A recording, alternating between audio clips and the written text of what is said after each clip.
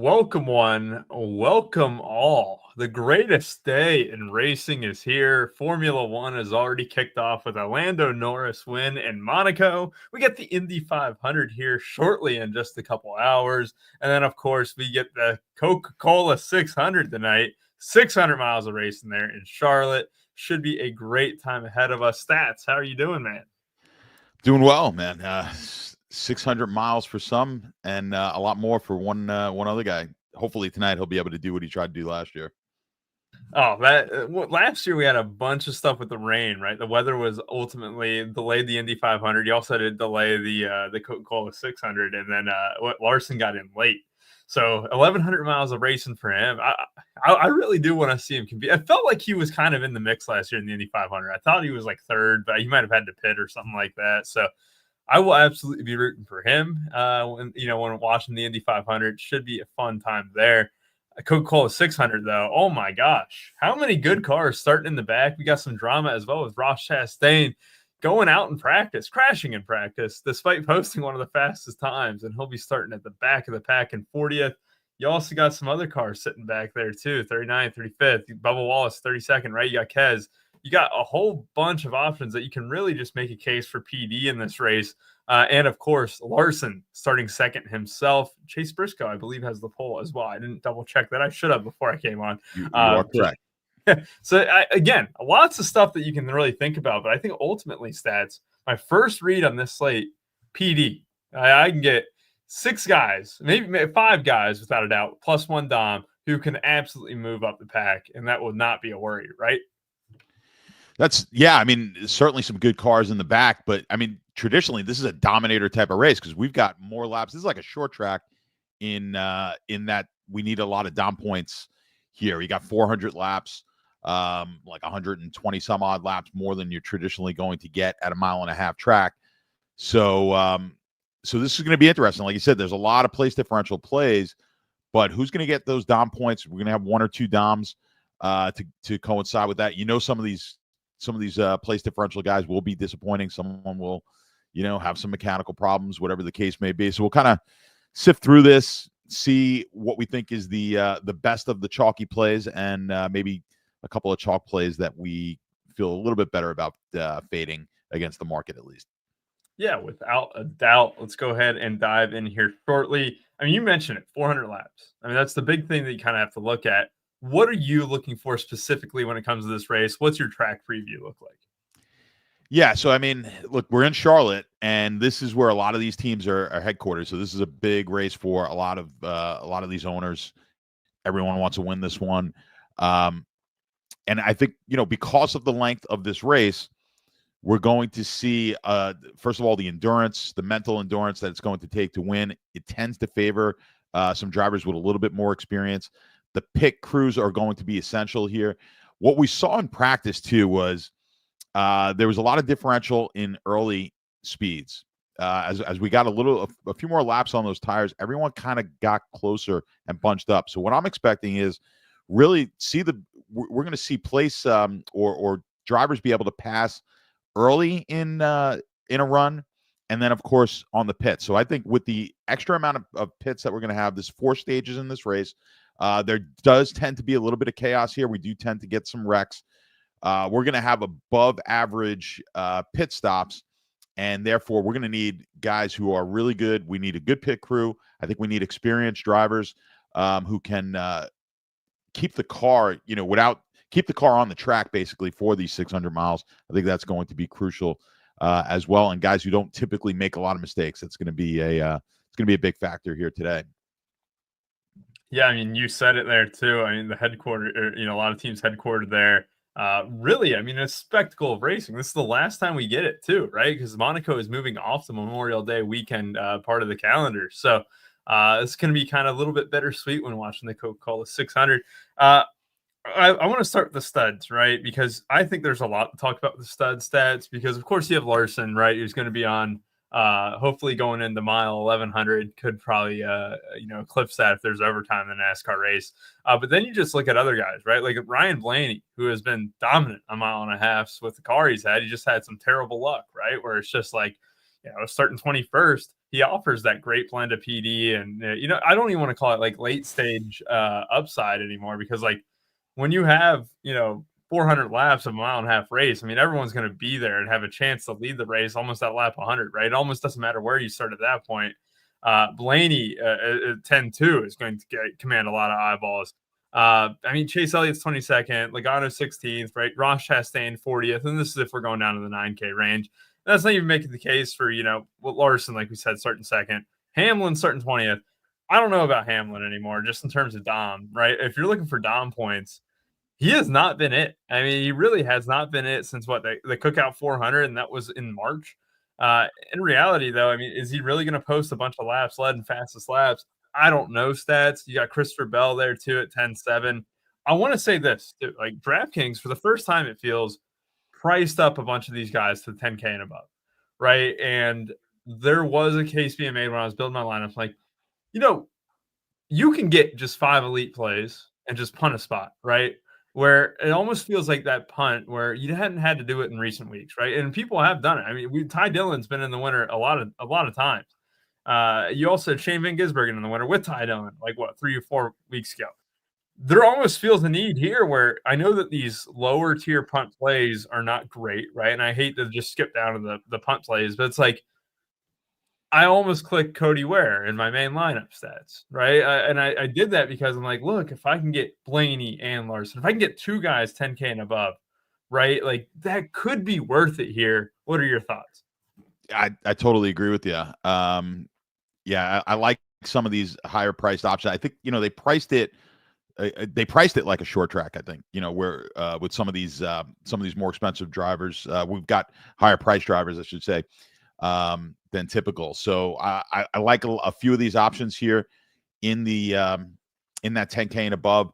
I know what you're saying with Hamlin. Yeah, I would not expect Hamlin to really dom in this race. So you're really paying 11K for place differential, which scares me a bit, right? I want to be able to get at this price range. I want drivers who at least give me the potential for some dom points. Of course, the more dom points we get, I don't have to finish as well as I would if I'm not getting the dom points. So really, I think Hamlin, all the value here is on him getting a top 5 finish here, which he's certainly capable of doing. And I do think he may be sneaky. I think the ownership on him will be low because of that reason. I don't think anyone's really expecting him to dom. I mean, Larson's obviously the favorite here, deservedly so, but you could certainly make the case for the fact that he's going to be flying in. There's going to be a concern with endurance, being able to do the 1100 and stay as focused as you need to be. Skill level, if all things being equal, and I think this is a high skill type of track where the skilled drivers do excel. Nobody's going to be better than Larson, so deserves to be the favorite. Starts on that front row. I think Briscoe is in trouble. I think Larson gets the lead. So again, we're in a similar situation to perhaps last week where Larson just can dominate a race like this and be the sole dominator. So I think that potential is there. You'll see it reflected in his ownership. I think really the only way that you want to fade him is if you think that it's going to be a problem with him doing all, running all those miles and laps at Indy. So that would be a concern. I think Bell, Bell's had really good finishes this year at mile-and-a-half tracks, but he hasn't had a lot of speed overall at the mile-and-a-half. So I think my least favorite option in this range is going to be Bell starting at 10th. I don't think he's going to need to dominate most likely. I don't think he will. And starting at 10th there, I think he's my least favorite of these drivers. I like Byron as a potential to win this race. Starts third. I think with that starting position, we could see him get some dom points. I think he checks the boxes as far as pit crew and experience. So we've seen his last 2 times out here, a second place and a third place. I failed to mention that Bell obviously won that race last year, but that was a rain shortened year. He did dominate much of that race, but it was a rain shortened race last season. So I do like Byron quite a bit in this range. And Blaney, look, Penske, I think it's been pretty well documented this week. Penske is struggling at this track. I just thought, I don't know if you saw, I posted some bets in our Discord in the bets channel for this race. I just think the price on Blaney for what he's been able to do this season, and that how good that car has looked. We talked about it many times. He's just run into some unusual problems. Now with 600 miles, perhaps that's going to be too many miles. And something happens with that car again. He's kind of running some bad luck. But I thought the price, as far as the betting markets go, pretty good. You could certainly make a case. 21st, this is a place differential play. I do think he has Dominator potential, but we're really looking for that decent place differential from the 21st position. As far as DFS goes, I could certainly see getting under the market with how bad Penske has been. I just thought the price of plus 900 was worth taking a stab at in the betting market. So, and then you've got Reddick, who I think a lot of people like this week. Good, I think really good as far as the pit crew goes and on the pits. So I think that's an added bonus. And if you look at his driver rating, let me bring it up. I think he's got a pretty good driver rating for this for the mile and a half. So it's one of the best. Yeah. So I think he's second best this year driver rating, right behind Kyle Larson and mile and a half track. So I do like Reddick as well quite a bit this week. But that start, we've got to a starting position of 12th. I'm going to really want to get some Dom points there. So a few of these guys I like. I think Bell's the guy who is my least favorite in this group. Yeah, I'm kind of with you there, Stats. And ultimately, I just, it's hard to get away from Larson. And I know that there's going to be some concerns. I mean, when you do 500 miles to the Indy 500, right? Well, hopefully you can do 500. And then I think last year, wasn't it just some mess, right? Was it a rain shortened race? It was rain shortened. I think because there was a delay, I think, in Indy, and then the race in Charlotte got shortened. So has it only been one? Was it like Tony Stewart was the only one who's completed all the laps? Yes, so, only Tony Stewart and Kyle Larson. I think it was. I just saw an interview last night, but it's like hopefully you can be one of the first to win one of them, right? And I think the one that is more realistic is obviously the NASCAR one. But again, I mean, this is one of those things where he'll probably lose 10, 15 pounds during the Indy 500 race. And I look, he's the best racer in America right now, right? Like if you just look at it, I don't really care too much about like that, external factor, right? When you just have the talent to do it, right? If you just start bringing in other things like, oh man, maybe he lost too much weight, right? Or maybe he's just going to be drained of energy. It's like one of those things where I'm willing to throw that away for Kyle Larson, right? Like, he's talented enough to do it. This is going to be a track that fits his eye. I have no doubts that he'll be able to kind of perform and compete here in the NASCAR race, especially. So looking forward to just jamming him in. I know starting second, you get those, I don't even want to call it like, early Dom, but like he could be the Dom the entire race. I mean, we just saw that last time out, right? What was it, Kansas, right? Where you only needed him. You only needed him. So I look at it that way too, where it's like, look, if you want to come in with the attitude that like Kyle Larson's going to be the best in the world and he's going to do this, it's like, great. Do you need to force in any of these other guys? Do you need to force in a William Byron with him starting third? Probably not, but I do think I like the idea of stacking teammates like we always have in this. We always talk about it where if you did play Larson, it does make sense to play Byron. Maybe Larson leads 300. Byron leads 60, right? Like there's a reasonable thing, right? Where if you just correlated it like that, but like also it's like, look, Blaney plus 900. I see the bets that you posted too. There's a couple surprise names on there that I won't give out, but you have Blaney starting 21st, right? You got Chase Elliott starting 22nd. Like Ross Chastain, who we haven't even touched on yet, really starting 40th. Who I'm just going to ask this. I mean, do you have any concerns about going to the backup car, considering the speed that he had in practice? I think these guys with these backup cars, they're so similar to, and they get them right in line with where they had their primary car that I'm not all that concerned. He looked so good, like you said, in practice. This was the best car overall in practice, starting 40th. Had good success, had a top 10 here last year.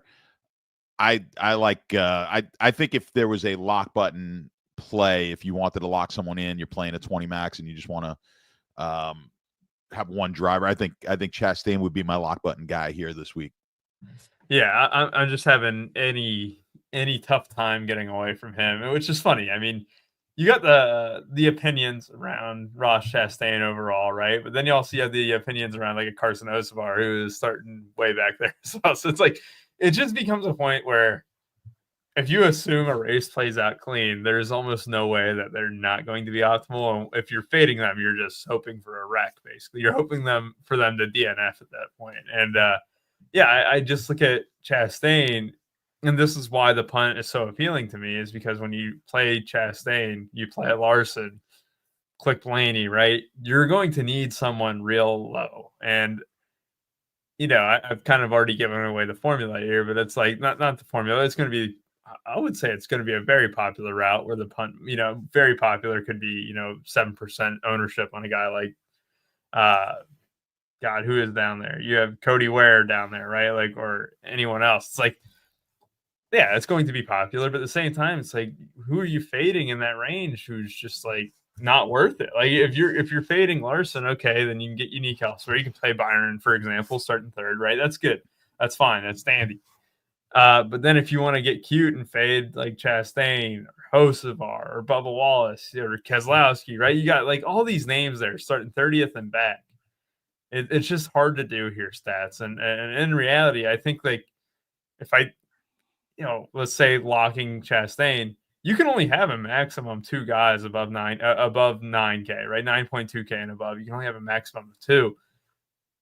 I don't know. I think that's the route. I don't want to get too cute with fade and Chastain. I don't really feel like I'm missing out if I don't get a Chase Elliott starting 22nd. I don't think I'm missing out if I don't get Reddick starting 12th, a Logano starting 16th. It's like none of those guys are just slam dunks. And you mentioned Bell being one of your least favorite plays. It's like, yeah, he's 10-7. Like, I don't know. If you're playing Larson, it just becomes tough to play really anyone else if you're pairing him with Chastain, especially. Yeah, I don't disagree with that. Yeah, I think, like I said, I think Chastain would be the guy. That's kind of my anchor. I have to play him, and then I would be looking elsewhere. Now, if you could play Larson, if you're going to play Larson, there's a couple of ways you can play it. Like you said, maybe you want to pair him with a Byron and say, hey, look, we'll take the teammates here, and Hendrick should be good here. This is obviously their home track. Byron ran yesterday. Where did he wind up finishing? I was at the Rays game and didn't get to watch that race. I heard he got the penalty. I heard he got a penalty in that race. Yeah. Did he win the race? I didn't even see anything. Yeah.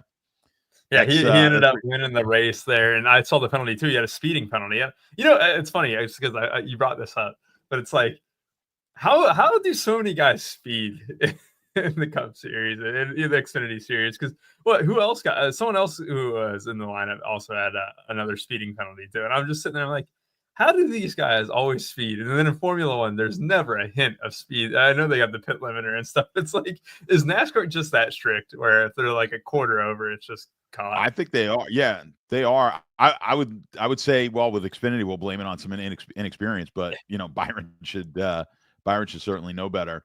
Yeah, I was getting up there. I had tickets to the Rays game last night, and I had a friend. She was at the who lives in Charlotte now. She was in the Hendricks suite with I think she said Rajay Caruth was in there with her. Yeah, she has a friend who works for Hendricks.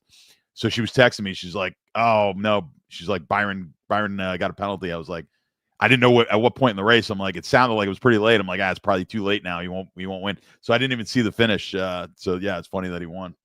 It's like you mentioned the tires mattering too. I mean, there was guys toward the end of the race. I mean, they were kind of a mix of tires basically. So it's like you had some guys on old tires, some guys on new tires. Ended up, Byron showing his talent and stuff too. But yeah, it's awesome. I do love this track. I do think it's going to provide some fireworks, especially. And I'm not worried about guys kind of moving up the pack and stuff. And I'm going to pull up the chat here. I forgot to pull this up, but I agree, Jake. If Larson wins the 500.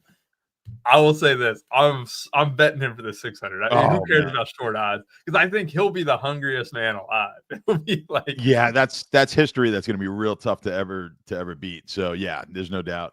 I'm kind of getting pumped for the Indy 500 too. But I'm a little charged up for it. Yeah, it's I do think like I want to say, was it Magnus Eriksson or someone who won it a couple years ago too? But then I am going to be rooting for Larson here. F1 rules I think it just has to be, because there's sometimes where those guys will literally flat spot their tires on the way to the pits. And you're like, I mean, that's got to be a penalty. You don't hear anything of it, right? You don't hear a damn thing about F1 speeding rules, right? He's under investigation for impeding someone on the track, but when it comes to speeding on pit road, yeah, never that. Craig, I gotta say, Palace winning the FA Cup. I was doing my King of the Pitch lineup. That's the reason why we were running late, but should be a good time. I'm gonna do this stats, right? We're gonna move on to the mid range, and I'm gonna just go through them, right? I want to go 7K and above, right? 7K to 8.8. Kyle Busch 24, right? They announced yesterday that he re-signed, so he's going to be racing again next season. So that is one thing to note. You also have Bubba Wallace starting 32nd, Keselowski starting 35th. You have chalk option Carson Hocevar starting 39th. Ryan Preece even starting 28th. I'm just going to ask you this. How do you get away from all three of those, all four even? I'm not considering Preece. I'll just consider the guys starting 30th and back. What is the strategy in a 150, right? Like, because I want your take here, and I think I know your answer, right? It's going to be like, how you can't go under the field on them, right? Because the likelihood that they're going to be in the winner is very high in a sense, you would think. But I am interested to hear what you got to say. My guess would be that you're going overweight on all of them, and Hocevar himself is almost in the same boat as Chastain, right? Yeah, I mean, typically here, with most of the heavy owned drivers in my 150 builds, I'm going to be at the market or higher.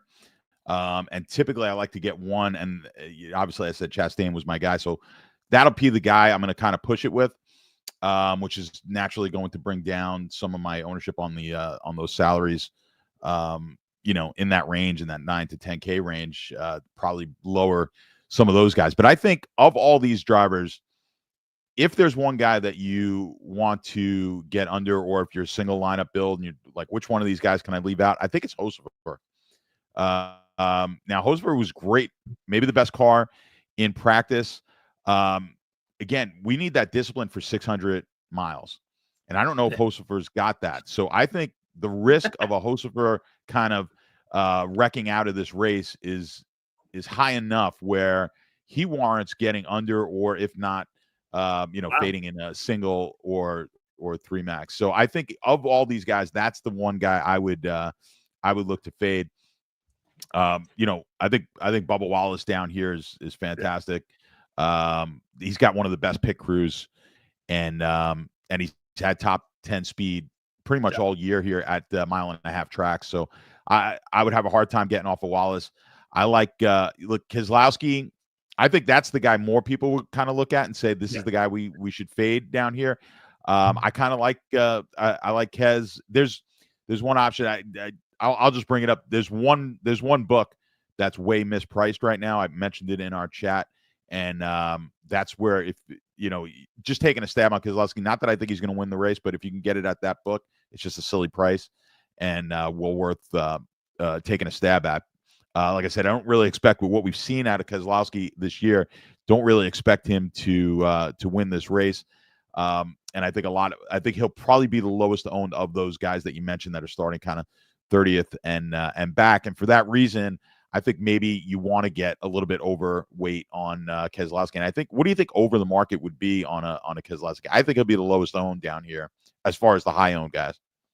So it's the funny thing where it's week after week after week of Keselowski burning people, right? And it's funny because like I've kind of dodged most of those potholes, and then all of a sudden I'm looking at it here, stats from like I played him last week in the All-Star race. Mm-hmm. The worst part about that is you play for DFS friends and stuff, and always build a line. It's like, I don't want to play Kez, but he's starting on pole. He's going to lead a bunch of laps, right? But he always crashes. This is me with Josh Williams, by the way, in Xfinity. It's come to a point now where I just stopped playing, Josh Williams because I just can't stand him. And just yesterday too. I mean, if you really look at it, Josh Williams ends up getting sixth. So at what point am I going to be fading and all of a sudden they're just going to hit, right? So Josh Williams burned me yesterday.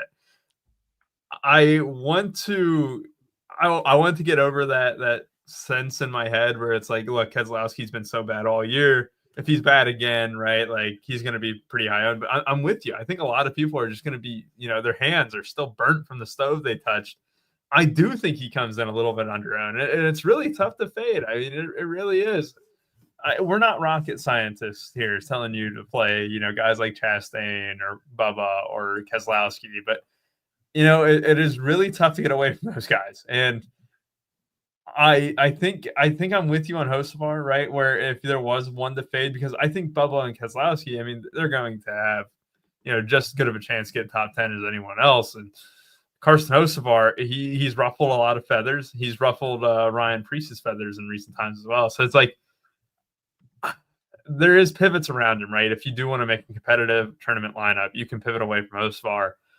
Do you still want two of those four? If I threw in Preece as the extra mid tier, I think the answer is yes. I also think like Eric Jones at 27th, where he's 6.5K, where he's not. I think we can dip into the value because I think the 6.5K and up. Because I do want to mention like Eric Jones, this is a really good track for him, right? Is there a pivot to Eric Jones, right? Where if you're going him over a guy like Bubba or Hocevar, Keselowski, you're getting a little bit different in that sense. I think there is paths to play just one pivot, two pivots, even stats. Someone says to like, and you mentioned it, Sabre shows so many drivers low ownership, over 20 in single digits. I think that might be a slight exaggeration, right? I think it'll probably be around like 14, 15, because you look at it, there's going to be a lot of guys getting 10%, but there's also a ton of guys getting north of 30. You're going to have 6, 7, almost 8 guys getting above 30%. That does kind of, some of those guys could be even 60% as well. Stats, what do you think about ownership? Well, Sabre's got Keselowski like 67%. That's not happening. Yeah. I think he's in the 30s. Yeah, 35, you would assume, yeah. Right? I think if you look above, I think you can kind of put him in the same range, maybe just slightly above. I think Hocevar comes in at 40, 45, and then I think Chastain will be north of 50. I think Larson will be close to 50. And then, I think the 67% is just insane, especially when he has burned so many people in the past, too. Who's highest owned? Chastain the highest owned? I think Chastain has to be the highest owned today. I would say that if there's a guy who does get close to 60%, I think it's him. I trust those Flint for 600 miles over current Keselowski. I do gotta say. Well, was it even 2 weeks ago though? It wasn't his fault, right? Like it's just been terrible luck for Keselowski. So hopefully they can piece it together at one point. I'd say this though. I think I said this last time, Jake, and you're gonna keep winning as long as he keeps doing it. Yeah. Easy paid. Like if you have that conviction, roll with it, right? Because I don't think a lot of people are going to have a ton of conviction around this slate. Let me get your thoughts on the secondaries, right? Like because we talk about those guys, but it's like let's throw in Josh Berry for fun, Kyle Busch, Ryan Preece, Daniel Suarez, and Eric Jones, and even throwing Austin Dillon at 6.4K. Who's your favorite among that bunch? I know it's like, it's not the leftovers, but, it's close to it. All right, so we got Josh Berry. Yep. Josh Berry, Kyle Busch, Ryan Preece. Mm-hmm. Let's throw in Cindric, right? Jones and Dillon. Yeah, I mean, I like Preece quite a bit here. So Preece at starting at the 28th spot, I think is probably the best option. Of those guys that you mentioned, I believe, unless I'm missing somebody, but yeah, I think Preece is a strong play. He's going to be owned. I don't know what we got him in Sabre, but just based on that 67%, I got to say he's off. So they're saying, Preece, they've got it 18. I think he's in the mid 20s to high 20s in ownership, and I would want to get over on Preece. So he's my favorite option there. I think some of these other guys, maybe, you mentioned Kyle Busch, right? So, I mean, Kyle Busch starting 24, we just know that, historically has been pretty good here. I don't trust necessarily what I've seen out of Kyle Busch this season to get too heavy on him. I think it'd be very light owned, even at that 24th starting position. There's just too many better guys with Chastain, like one notch up at $200 more. That's where all the ownership is going to go in that range. So, not going to be a fan of Kyle Busch. Kind of bounce around. Let's see who else we talk. Keselowski, Cindric. I think who I think you mentioned here. We've got Not great track history. Has not cracked the top 20 yet here. Practice times were decent, but he was a guy who's getting better on the late runs. And I'm looking for drivers, like I said, who were better on the early runs in practice just because everyone sort of evened out on the late run. So I don't think he's going to be able to make up as much track position. He starts 14th. I don't think he finds his way up into, running in the top 5 early. So I think he's going to actually find his way moving backwards early on in this race. So I don't like Cindric. I don't like the upside there.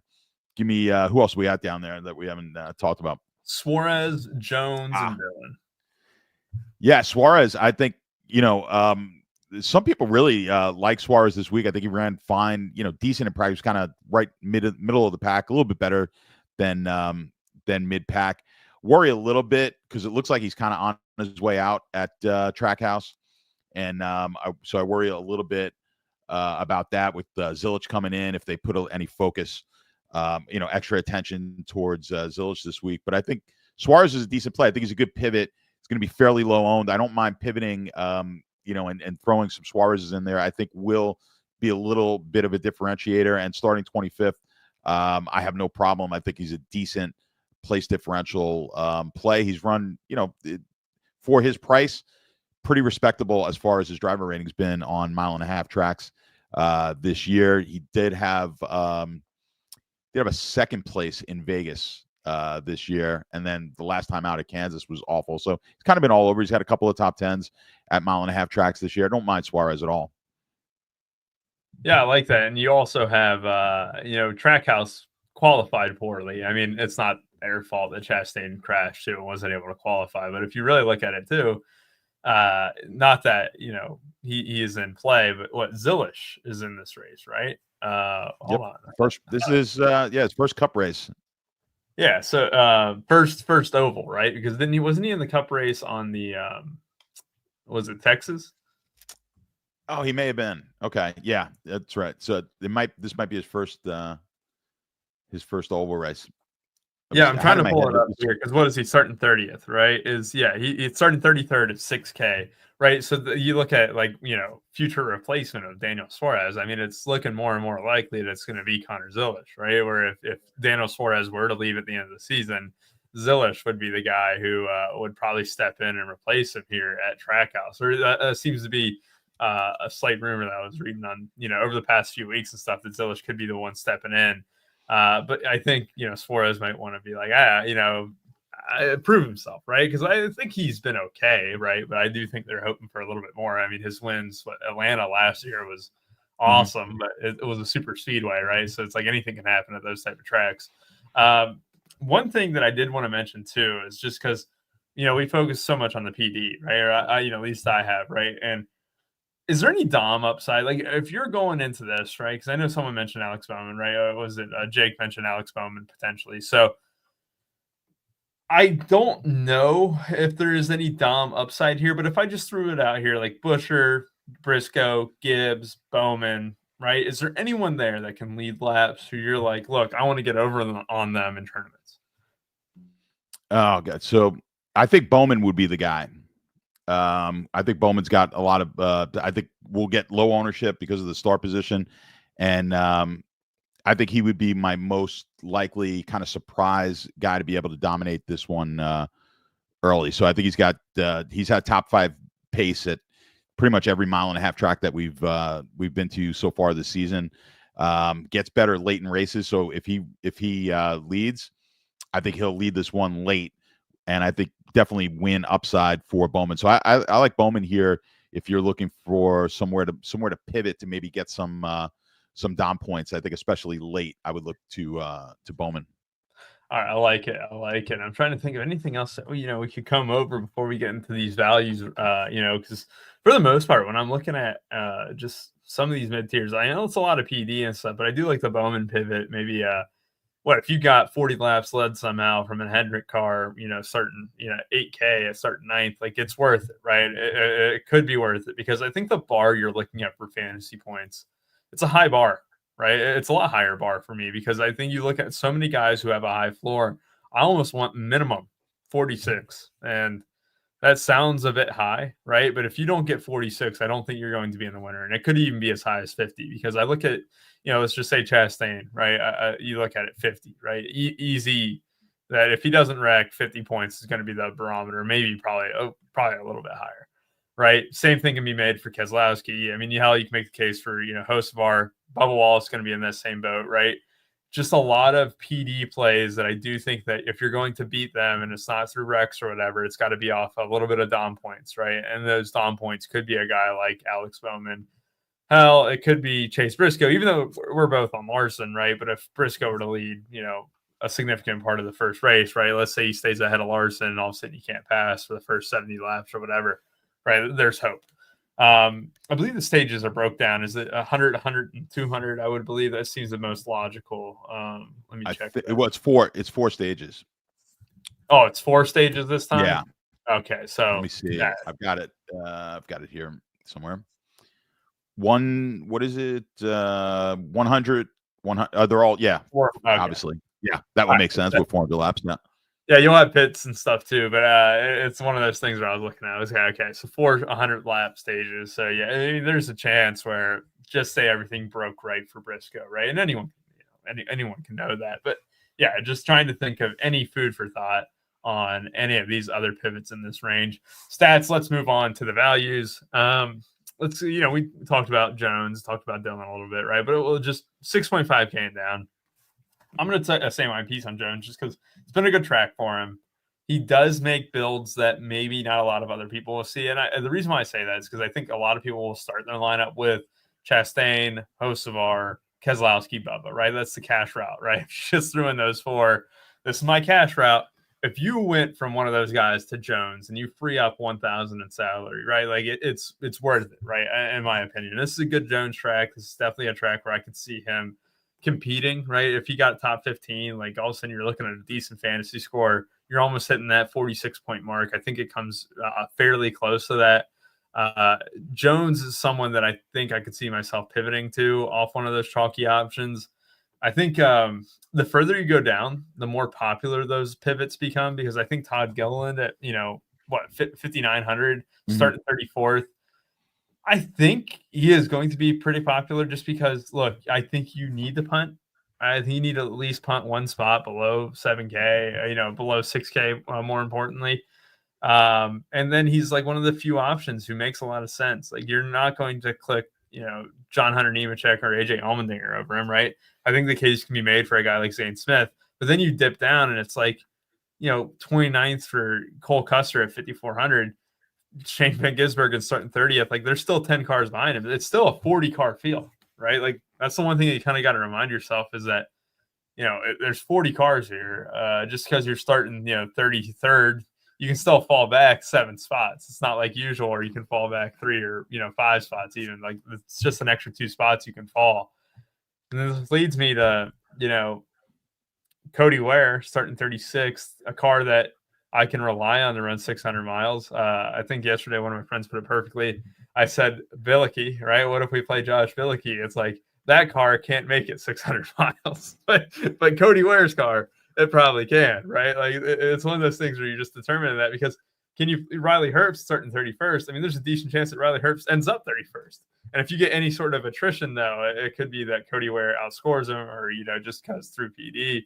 Or maybe just gets close enough to where you're still using all that salary. Like, am I going to leave 200 and go Cody Ware over Riley Herbst? Probably not. But I'm just thinking, like, what's the plan here, Stats? Because it gets gross quick. I mean, once you get below Jones and Dillon, you're playing Gilliland, and then it's like, ew, right? Like, I don't want anyone down here. Yeah, it's tough. I mean, with Dillon, I just think with that 19th starting position, it's just too it's too high on DraftKings to really use them. So it's going to be tough. But I think the best options down here, obviously Gilliland. I think Gilliland gets the most play. You look at his last 3 races at these 1.5 mile tracks and top 15s. I mean, 12th in Kansas, 11th in Texas, had a 14th at Darlington. So we get anything remotely like that with some of these expensive options that will obviously be the reason that we're coming down this low. Gilliland could be certainly be in the win. If he's in the top 15, probably he's going to be in the winner. So I like Gilliland down here. I think Zane Smith's the other guy. You look at his last four trips out, really his last 5 at mile and a half, 23rd in Vegas. Then he was 11 at Homestead, 12th at Darlington, 17th at Texas, and then 16th in Kansas. So a little bit, obviously, we're a lot worse starting spot for a Zane Smith, but I think Smith is an option here that will get it low, relatively low ownership. So those are the 2 guys I'm really looking at on the cheap side. I think you're right with a Cody Ware. If you really have to get down there and save some salary, I think Ware's okay.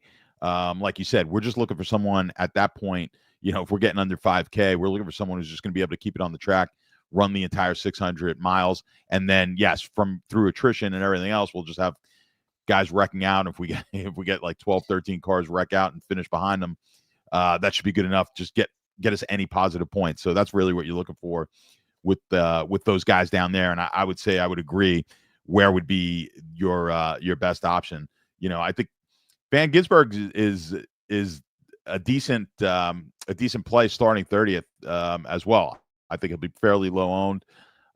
Looked really, really good. You look at his practice times; they're excellent. So I think SVG is worth taking a stab on also down at the 5,300 level. Yes, that it's kind of an interesting thing where you just have to be better than the rest, right? Like that just comes case in point where if you're playing a guy, let's say you have 5,700 left, right? Because I don't want to include Gilliland or Zane Smith. Let's say you have 5,700 left and you feel like you have the absolute nuts at every other spot. Like I don't want to change off a single one. Well, then it's just about getting the highest score, right? Or it's like anyone below 5,700, who's going to be the highest scorer? I mean, chances are, it probably might be Shane Van Gisbergen at that point, right? Or if you just had to pure punt, 5,300 for him, not the worst at all, right? I'm not going to fault anyone for clicking on a punt tonight. Yeah, I mean, I don't really have too much else to add. I mean, when we talk about the values and stuff, I mean, do you want to go over the guys you bet in full? I know you talked about, I want to say 3 of them. Did you want to just give away the 4th one that you bet as well, but all 4, I guess, in the same time? Yeah, no, I'm fine doing that. I don't remember which one. I don't remember which one I left out, but Byron at plus 600, I liked. Blaney at plus 950. I like Bowman at the plus 2,100, and then the Keselowski one it's going to be unless you have FanDuel, you're probably not going to get the price that I want. I'd want it at least plus 2,000, but that plus 2,600, I don't really think he's going to win this race, but I wouldn't pass up on the value at plus 2,600. Just looks too good. Yeah, I like it. Here's an Indy 500 one. I don't want to just speak out of line, but it's like if I'm not going to pay plus 1,900 on a guy who doesn't race in the series. I do think I would love it if he won, right? But I'm going to sit there and enjoy it as a fan. I don't think that he's going to go out and win the race. It's almost impossible for him to be a good value because the casuals are all going to come out and be like, all the NASCAR people who never bet Indy are going to come out obviously and be like, oh, well, I want Larson to win and I'm going to bet him. So it's going to be real tough for him to be a good value.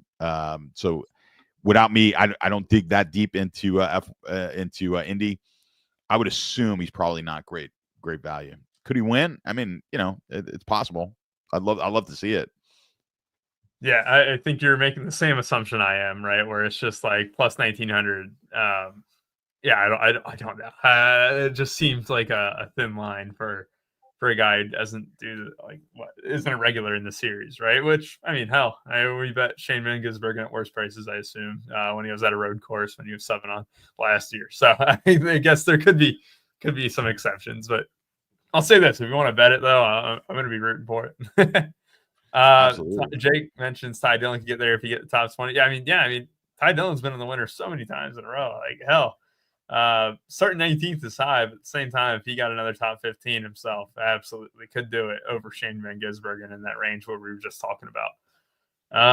Stats: driver of the day under 20%. Let's do it. I can go first if you want. Yeah, go ahead. I'm bringing up my saber. Let's see. Go ahead. It's just a badass play. It's the type of play that gets you going. It gets you rocking, gets you up out of bed. Cody Ware, 4,800.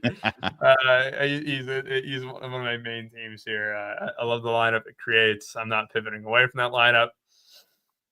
Let maybe 4 or 5% jump on, but not too much more than that. I do think it'll be slightly more popular than I really want. But Cody Ware, he gets there. And he just grinds, he's going to be out there. He might be 6, 7, 8, 9, 10 laps down, but hell, he's out there. He's grinding that 31st place. That's what I need. That's all you need, man. It's a very sexy play. Yeah, not even a top 30 play I'm going to give you. I'm just going to give you a Cody Ware. I'm going to go down. I was going to say Priest, but I'm not 100% sure he's going to come in under the 20%. I think he comes in over. So I'll go even lower down. And I'm going to go 8K. I'm going to go with Bowman here. I think, he's kind of been it's been boom or bust on the 1.5-mile tracks. Fifth at Kansas, a couple of real bad finishes or not finishes over in Texas and Darlington, and then he was second at Homestead, seventh in Vegas. So I think it's a very boom bust. I think as far as when he's been able to keep it on the track, been one of the best drivers at the 1.5 mile, one of the best driver ratings at 1.5 mile so far this season.